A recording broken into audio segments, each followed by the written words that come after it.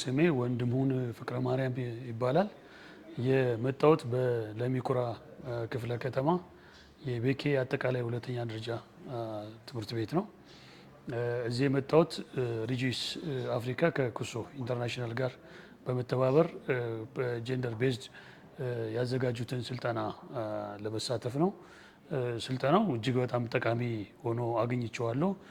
ምክንያቱም አንዳንድ በዴይ ቱ ዴይ አክቲቪቲያችን ውስጥ ትኩረት የማንሰጣቸው ግን ደግሞ ቀላል የማይባሉ ነገሮች እንድንረዳ እንድንገነዘብ አስፈላጊውን ትኩረት እንድንሰጥ።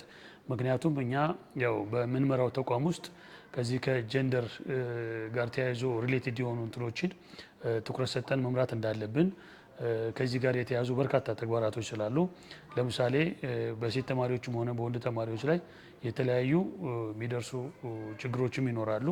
እኛ ደግሞ እንደ አንድ ተቋም ውስጥ ውሳኔ እንደሚሰጥ አካል ውሳኔ ስለምንሰጥ በትኩረት ሰጥተን ማየት ያለብን ነገሮች ስላሉ እነሱን ዲቴይል ማየት እንዳለብን ከዚህ ከጀንደር ፓሪቲ ጋር ተያይዞ ከኢኩዊቲ ጋር ከኢኳሊቲ ጋር ተያይዞ በርካታ ውሳኔዎችን መስጠት እንዳለብን ጀንደር ቤዝድ የሆኑ ውሳኔዎችን መወሰን እንዳለብን ምቹ ሁኔታዎችን መፍጠር እንዳለብን እና ሰፊ እንትኖችን አግኝቻለሁ።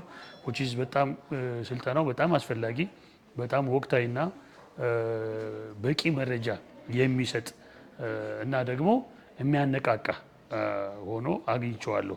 እንደ ኖርማል የምናያቸውን ቀለል አድርገን የምናያቸው ነገሮች ግን በልጆች ላይ ሰፊ ልዩነት እንደሚያመጣ ኢቭን በትምህርታቸው ላይ ተማሪዎች ከተማሪዎች በሚኖራቸው ግንኙነት ላይ ተማሪዎች ከመምህራኖች ጋር በሚኖራቸው ግንኙነት ላይ በጣም ማተር እንደሚያደርግ ስለዚህ ሴንሲቲቭ ሆነን ማየት እንዳለብን ትኩረት ሰጥተን መስራት እንዳለብን በቂ ግንዛቤ አግኝቻለሁ።